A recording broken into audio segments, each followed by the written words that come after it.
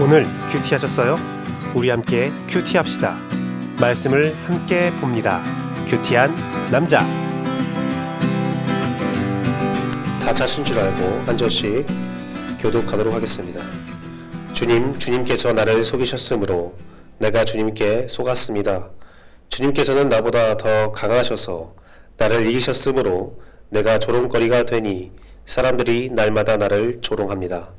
내가 입을 열어 말을 할 때마다 폭력을 고발하고 판매를 외치니 주님의 말씀 때문에 나는 날마다 치욕과 모욕거리가 됩니다.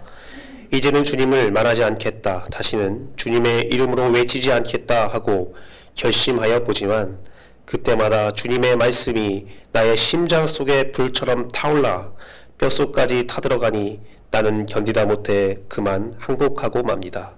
수많은 사람들이 수군거리는 소리를 나는 들었습니다. 예레미야가 겁에 질려있다. 너희는 그를 고발하여라. 우리도 그를 고발하겠다 합니다. 나와 친하던 사람들도 모두 내가 넘어지기만을 기다립니다. 혹시 그가 실수를 하기라도 하면 우리가 그를 덮치고 그에게 보복을 하자 합니다. 그러나 주님은 내 옆에 계시는 힘센 용사십니다. 그러므로 나를 박해하는 사람들이 힘도 쓰지 못하고 쓰러질 것입니다. 이처럼 그들이 실패해서 그들은 영원히 잊지 못할 큰 수치를 당할 것입니다. 만군의 주님의 외로운 사람을 시험하시고 생각과 마음을 감찰하시는 분이십니다. 내 억울한 사정을 주님께 아뢰었으니 주님께서 그들에게 내 원수를 갚아 주십시오. 내가 그것을 보기를 원합니다. 주님께 노래하여라. 주님을 찬양하여라. 주님께서는 억압받는 사람들을 악인의 권세에서 건져주신다. 내가 태어난 날이 저주를 받아야 했는데 어머니가 나를 낳은 날이 복된 날이 되지 말았어야 했는데 나의 아버지에게 아들입니다 아들 하고 소식을 전하여 아버지를 기쁘게 한 그 사람도 저주를 받았어야 했는데 바로 그 사람은 주님께서 사정없이 뒤엎어 놓으신 성읍들처럼 되어서 아침에는 울부짖는 고통 소리를 듣고 대낮에는 전쟁의 함성을 들었어야 했는데 내가 모태에서 죽어 어머니가 나의 무덤이 되었어야 했는데 내가 영원히 모태 속에 있었어야 했는데 어찌하여 이 몸이 모태에서 나와서 이처럼 고난과 고통을 겪고 나의 생애를 마치는 날까지 이러한 수모를 받는가. 아멘. 예배 오신 여러분 환영하고 주의 은혜가 은총이 충만하기를 바랍니다. 말씀이 여러분 마음을 좀 훔쩍하지 못하게 하는 부분이 있는데요. 어쩔 수 없는 것 같습니다. 어제 저희 아버지한테 연락이 왔어요. 저희 아버지가 제가 이제 새벽 예배와 주일 예배들 모든 수요 예배들을 다 녹화해서 유튜브에 올리고 있는데 저희 아버지가 참 애독자십니다. 근데 아버지가 어제 연락이 와서 저한테 이런 말씀을 하더라고요. 역시 말씀이 참 은혜롭다. 내 아들이지만 말씀을 참 잘한다. 물론 아들이니까 격려하기 위해서 좀 양념을 치셨겠죠. 그런데 이런 말씀을 이어서 하시더라고요. 근데 규배야, 요즘 말씀이 너무 센 것 같다. 제가 아버지께 말씀드렸습니다. 예레미야에서 어쩔 수 없습니다. 이 예레미야가 생명의 삶으로 우리가 계속 큐티를 하고 있는데 말씀을 보고 있는데 죄송합니다. 7월달까지 예레미야입니다. 그래서 한 달 더 예레미야 말씀을 봐야 되는데 우리가 이 말씀을 통해서 참 많은 것들을 배우고 많은 것들이 느껴졌으면 좋겠습니다. 우리는 알지 못하지만 하나님께서 이 말씀이 우리에게 필요하다 말씀하시니 좀 세더라도 좀 감수해 주시고 함께 말씀을 봤으면 좋겠습니다. 예수 그리스도를 따르는 삶은 제가 볼 때는 정말 행복합니다. 제가 짧은 시간 하나님을 믿고 따랐지만 저는 모태신앙이기 때문에 제 생명의 연수인 40년을 하나님을 따랐지만 정작 하나님을 온전히 믿고 인격적으로 고백한 것은 인생의 절반밖에 되지 않습니다. 신앙은 저에게 굉장히 익숙했고 저에게는 정말 좋은 길이었지만 정말 예수님을 인격적으로 만난 것은 20년이 절반밖에 되지 않고요. 또한 성령님을 깊게 만나서 체험하고 성령님으로 신앙생활을 해야 되는 거구나라는 것을 깨달은 것은 그 신앙생활의 또 절반밖에 안 되는 10년밖에 되지 않았습니다. 그런데 그 무수한 세월들을 생각해보면 예수 그리스도를 따르는 삶은 정말 행복합니다. 물론 여러 가지 과정이 있었고 그 안에 고통과 아픔이 있습니다. 지금도 고통과 아픔이 있습니다. 하지만 정말로 행복합니다. 제가 확신하고 확실하는 것은 어떠한 사건에 대한 결과가 이루어진 순간에 나를 인도하신 하나님의 뜻이 이해되는 순간 모든 것들이 해결되는 행복과 감격이 몰려옵니다. 정말 하나님께서는 신앙생활을 성도와 예수님과의 교제를 결혼으로 비유하셨는데요. 정말 절묘하다는 생각이 듭니다. 제가 농담 반 진담 반으로 우리 청년들에게 또한 저에게 결혼에 대해서 물어보는 친구들에게 말하는 것은 365일 가운데 360은 고통스러운 것 같다. 마음이 맞지 않고 아픔이 있다. 딱 5일만 행복하다. 그러면 청년들이 말합니다. 죄송합니다. 갑자기 우리 사모가 저를 그런 청년이 말합니다. 목사님, 그러면 결혼하지 말라는 건가요? 그럼 제가 이렇게 말합니다. 그 5일이 360을 덮는다. 고통스러운 순간이 계속되어도 그 5일이 주는 엄청난 행복은 어떤 것도 감당할 수 없다. 그 행복을 네가 경험했으면 좋겠다. 신앙생활이 그래요. 고통과 고통의 연속이지만 하나님의 뜻을 이해하는 순간 그 희락과 화평과 그 안식과 도저히 그것들은 가늠이 안 되죠. 감격스럽죠. 행복하죠.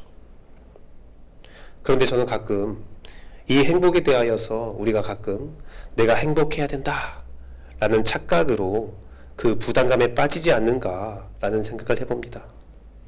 마음이 불안하고 슬프고 화가 나고 짜증나는 순간들이 있습니다. 힘듭니다. 오늘 예레미야 말씀을 보면 내가 태어날 때 죽었어야 됩니다. 내가 태어나서 아들입니다 말하는 사람이 저주받아야 됩니다. 주님, 어떻게 나를 이렇게 만들 수가 있습니까? 주님이 나를 속였습니다. 막 그런 고백을 하잖아요. 우리 그러한 심정 가질 때 있습니다. 우리의 인생 가운데 그런 아픔을 가질 때가 있습니다. 그런데 우리는 어떻게 합니까? 그런 아픔들이 몰려오고 우리의 마음속에 막 어두움이 몰려올 때 이것은 하나님이 주신 게 아니야. 이건 사단이 준 거야. 난 행복해야 돼 라고 말하면서 슬픔을 부인할 때가 있어요. 나의 죄를 보지 않으려 할 때가 있어요. 나는 행복합니다. 나는 행복합니다. 나는 행복합니다. 나는 잘 돼야 됩니다. 나는 잘 돼야 됩니다. 내가 고통스러운 거 거짓말입니다 하면서 고통과 제약과 아픔의 순간들, 그 모든 슬픈 감정들을 외면할 때가 있습니다. 심지어는 그것들은 다 악한 거야 라고 여길 때가 있죠. 그래서 불행이 오고 눈물이 나고 억울한 일로 나쁜 감정이 생기면 나를 괴롭히고 나의 무릎을 때리고 그 감정을 받아들이지 않습니다. 그런데요, 그 마음으로 보니까 처음 읽었을 때 답답하고 왜 이런 말씀이 기록되어 있는가 싶었던 예레미야가 그렇게 속이 시원하고 기분이 좋아질 리 없습니다. 너무 기분이 좋더라고요. 마치 나의 아픔을 아는 것처럼 예레미야가 내 대신 하나님께 막 따지는 것 같더라고요.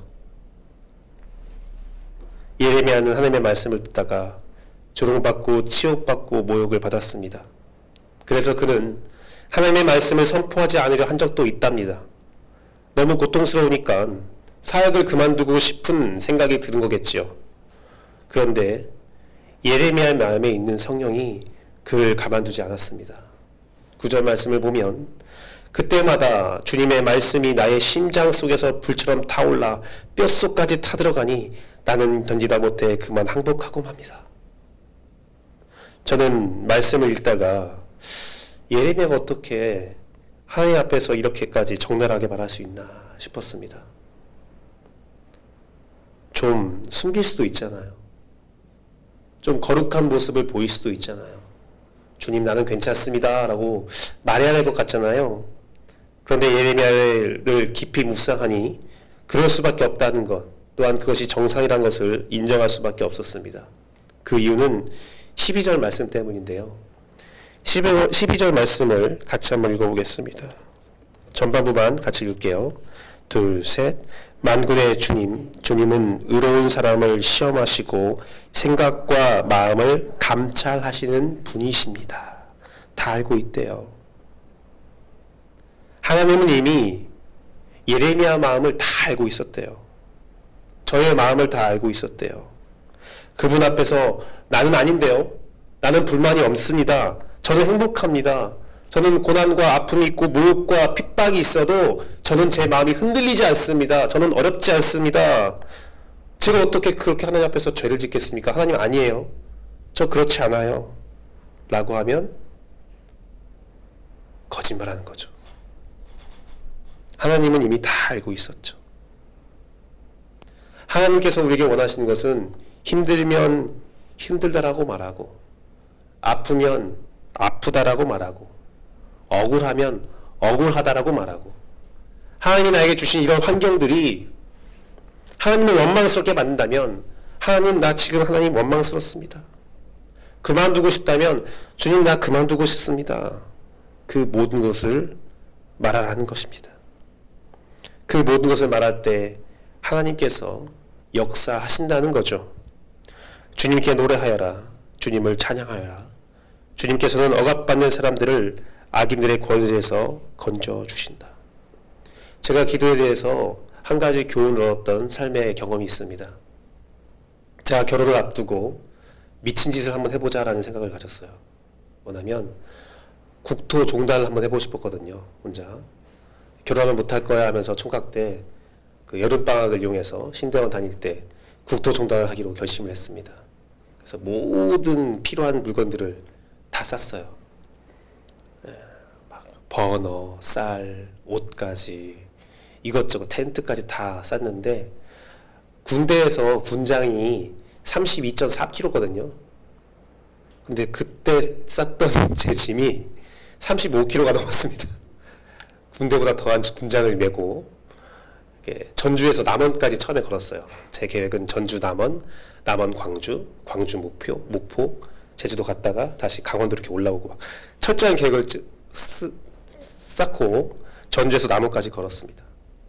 걷는데 무릎이 나갔어요. 그때 걸으면서. 1시간 좀 너무 힘들더라고요. 하루 반나절이 걸렸습니다. 전주에서 남원까지 차로 1시간 10분 정도 가는 거리를 하루하고 반나절을 가는데 너무 가다 보니까 제가 이제 도저히 못 걷겠다. 이건 사람이 할 행동이 아니다.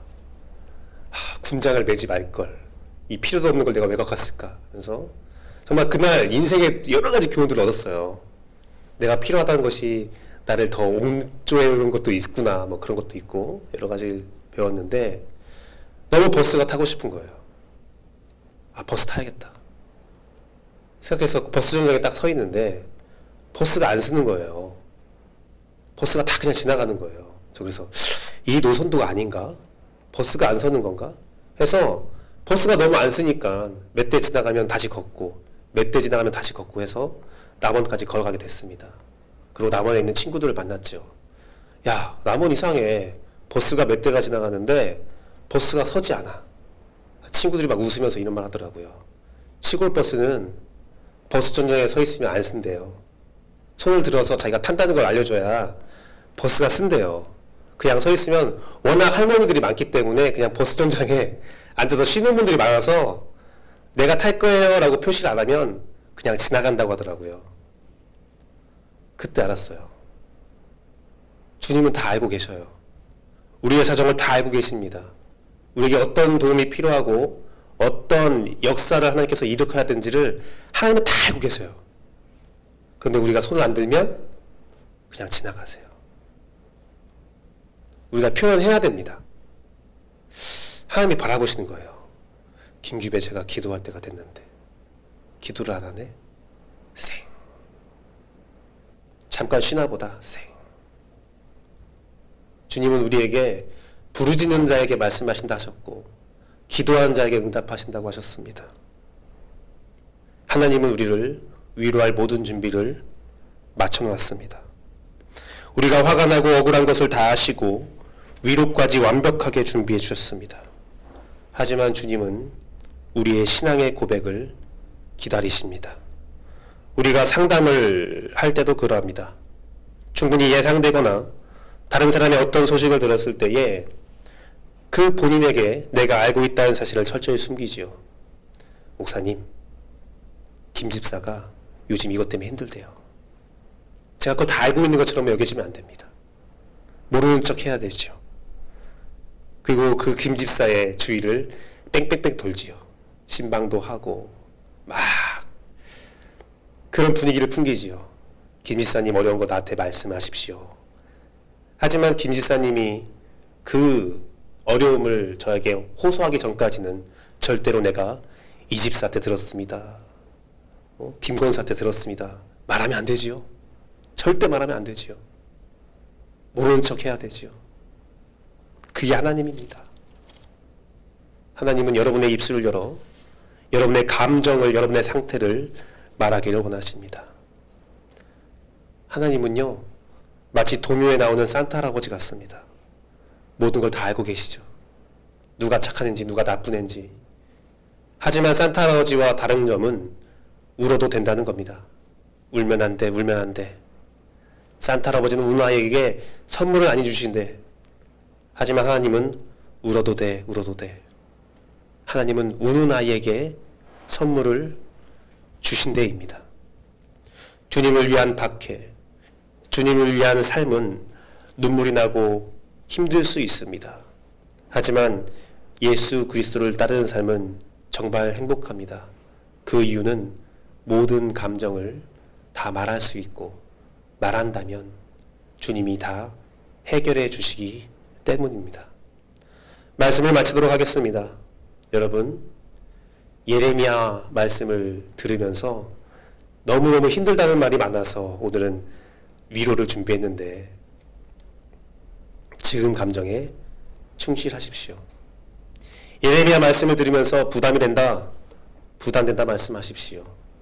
예레미야 말씀을 들으면서 주님, 내가 예레미야가 아니라 예레미야한테 혼나는 유다 같아요. 그렇게 말씀하십시오. 기도하는 순간에 감정에 충실한 기도를 드리십시오. 하지만 그 감정에 머물지 마시고 위로해 주시는 하나님께 의지함으로 성령의 위로와 힘을 받으십시오. 그리고 그 안에 감사함이 회복되기를 간절히 바랍니다. 내가 힘들기에 행복은 감사가 됩니다. 내가 연약함을 알기에 행복은 하나님의 강함이 됩니다. 내가 강해서, 내가 존귀해서, 내가 너무나 귀해서 행복이 가증되는 게 아니에요. 행복은 역설이에요. 고린도전서 말씀에 기록되어 있습니다. 내가 약하니 하나님이 강함 되십니다. 내가 죄인이니 구원이 기쁨 됩니다. 또한 창세기에서 예배의 회복은 에노스로부터 시작되었습니다. 내가 먼지가 될 때 내 예배는 비로소 회복이 됩니다. 우리의 모든 감정이 주 안에 드러나기를 바랍니다. 단 오늘 말씀의 예레미야처럼 한 가지 꼭 필요한 게 있는데요. 그 모든 감정이 불타올라서 소각이 되어서 아름다운 순혈로, 순금으로 남기 위해서는 그 안에, 그 심령 안에, 여러분의 심령 안에 하나님을 향한 강력한 불이 타올라야 됩니다. 성령의 충만함이 있어야 되죠. 오늘 이 시간 기도할 때는 주님, 나의 심령 가운데 성령의 충만함을 허락하여 주옵소서 라고 먼저 기도하고 그 성령의 보호함 가운데 여러분의 모든 상황과 감정을 토로하는 시간 되기를 간절히 바랍니다. 기도하겠습니다.